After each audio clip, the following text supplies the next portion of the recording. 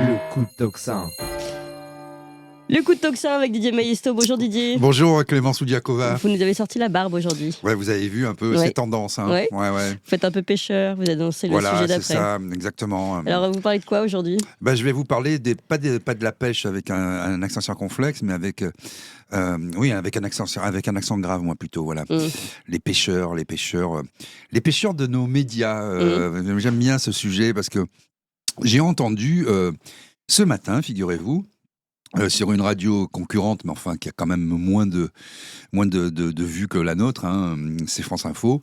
Et, mais cette petite radio. Mais elle coûte beaucoup plus cher Ouais. aux contribuables. Figurez-vous que j'ai entendu le patron, le rédacteur en chef d'une revue qui s'appelle Défense Nationale, qui commentait la lettre du patron de la gendarmerie, le général Bonneau, qui a envoyé une lettre un peu hallucinante dont Le Monde a révélé la teneur hier, qui explique en fait que les gendarmes doivent être prêts. Alors les gendarmes, ils ont diversement apprécié parce que c'est plutôt des gens discrets. Oui, alors attendez, parce que dites la fin de la phrase, ils doivent être prêts à quoi? Alors justement, Ouais. je vais y venir, ils doivent être prêts. Suspense. Suspense, à quoi? À une guerre, figurez-vous, sur notre sol. Ouais. Alors, une guerre sur notre sol, évidemment, il parle un peu, sans vraiment le dire, de guerre civile, d'affrontement, etc. Mais il parle du sanctuaire de notre sol national et il cite la guerre en Ukraine. Ça, c'est le général Bonneau. Et le rédacteur en chef de cette lettre de la Défense nationale, lui, il va carrément plus loin, devant une journaliste qui, comme une vache, mastique sa petite herbe matinale et regarde passer les trains avec beaucoup d'intelligence dans le regard, le laisse dérouler ses éléments de langage, et le type se lâche véritablement sur la Russie. Et le voilà parti à nous expliquer que depuis la guerre en Ukraine, les Russes menacent le territoire national français, qu'il faut s'attendre à une attaque, que pendant les JO, il y a eu... tu peux en parler, mais il y a eu 3 attentats qui ont été déjoués, c'est les Russes. Il parle de ce qui s'est passé hier à Kinshasa avec les ambassades, dont l'ambassade française attaquée, c'est les Russes. Tous les attentats, la guerre civile qui peut se dérouler sur notre sol, c'est les Russes. Ouais, Pas du tout d'islamisme, pas du tout de criminalité. Tout est dû. Le type est Pas du tout de proxy. Pas d'étude de proxy. Le type est parti dans un délire. Alors, c'est vrai que les gendarmes, ils ont pas tellement apprécié le fait que ça vienne sur la place publique. D'abord parce que c'est un corps qui est dans l'excellence, qui est dans la discrétion, Oui. et qui n'aime pas comme ça ces effets de manche. Alors, le type, probablement qu'il a agi sur ordre.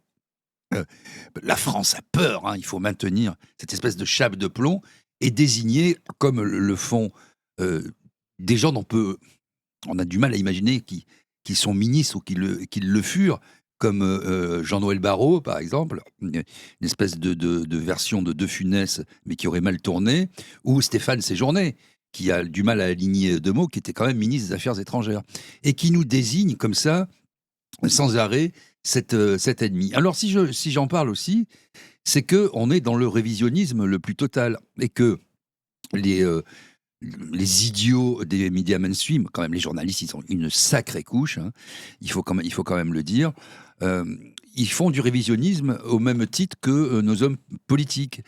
Je parle par exemple de ce qui s'est passé sur la commémoration d'Auschwitz, où on a gommé 26 millions de soviétiques. Oui.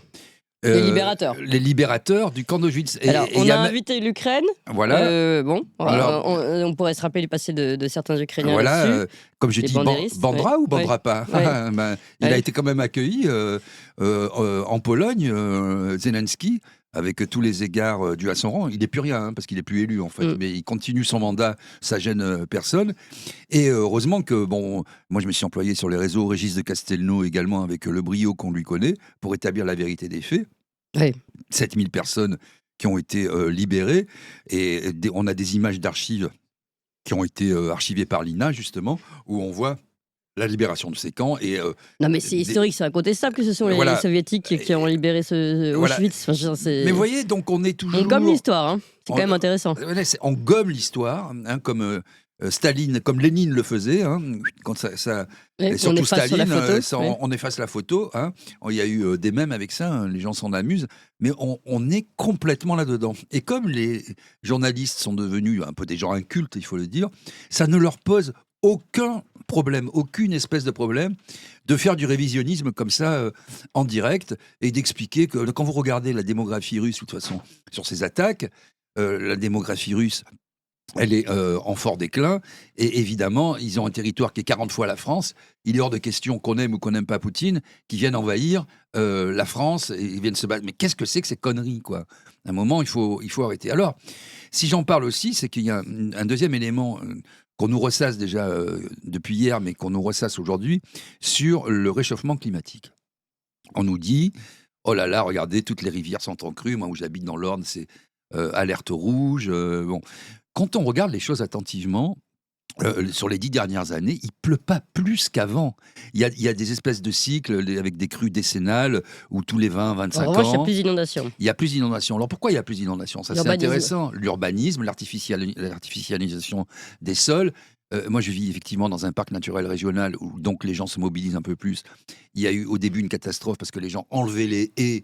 Donc, enlever les haies, ça change tout l'écosystème. Tout est dans beaucoup de villes et surtout dans les périphéries des villes. On détourne le cours des rivières et des fleuves. On artificialise les sols. Tout est du macadam dans les écoles, etc. Il n'y a plus d'écoulement. On urbanise à mort. Dans les villes, il n'y a plus de terrain vague. Il n'y a plus rien. Tout est urbanisé. Vous, à votre époque, Didier Maistre, vous aviez du béton dans vos cours de récré ou pas ? Mais pas du tout. Nous, on avait de la terre. Il y avait donc les chaussures un peu sales un peu sales et des terrains vagues. Je voyais en arrivant ici, il y avait le petit Nicolas. Et le petit Nicolas, il y a beaucoup d'histoires dans les terrains vagues. C'est-à-dire que dans les villes, mais dans les campagnes aussi, je vais y venir, puisque je vis à la campagne, il y a des vastes zones qui sont destinées justement à accueillir les crues, à être des zones inondées et donc inondables. Les maires ont fait n'importe quoi depuis ces 50 dernières années.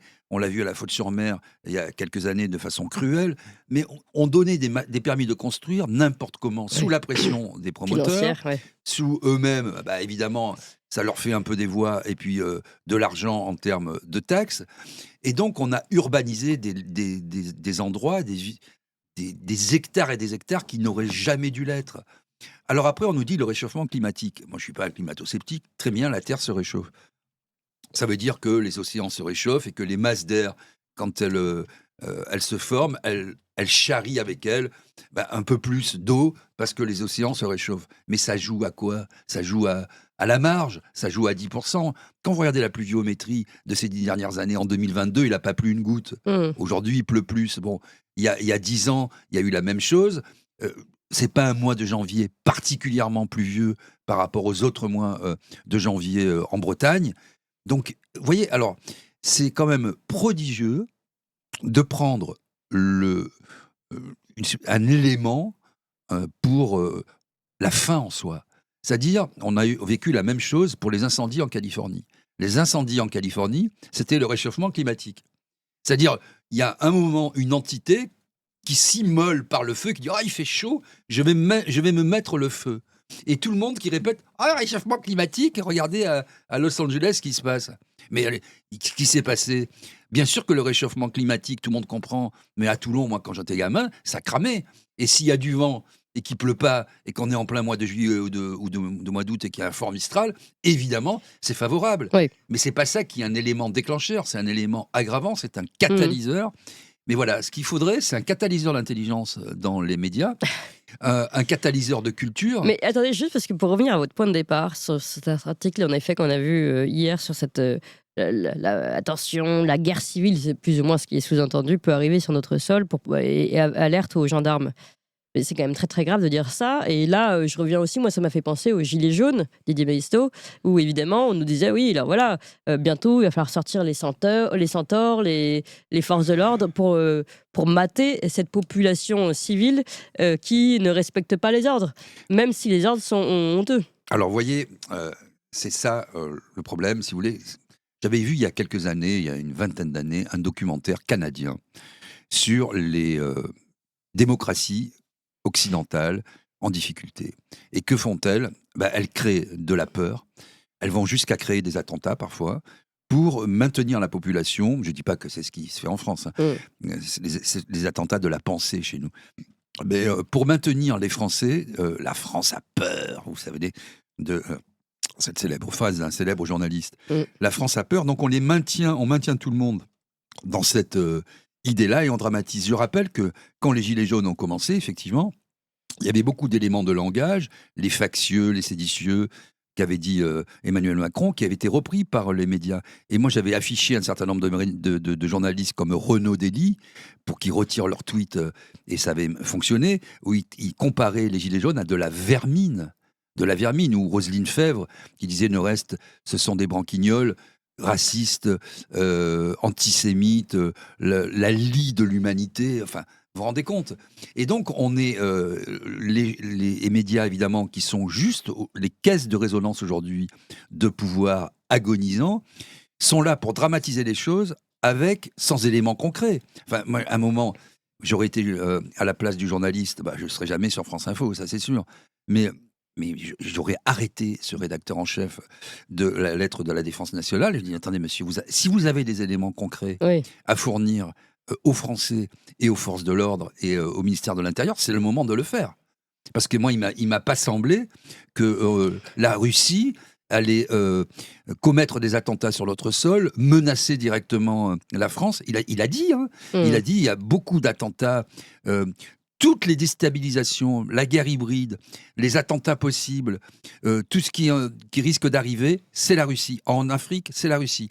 En Pologne, en Roumanie, etc., c'est la Russie. Le type reprenait tous les éléments de Ursula von der Leyen, que ça m'a bien fait rire. Donald Trump ne veut même pas recevoir. Il la traite comme l'ont traité les Chinois, c'est-à-dire comme rien. C'est quelqu'un de pas élu, qui a été exfiltré de son ministère de la Défense encore en Allemagne, en urgence par Angela Merkel, parce qu'elle était complètement corrompue et elle avait offert le ministère de la Défense allemand à l'ensemble des lobbyistes de la planète, notamment américains.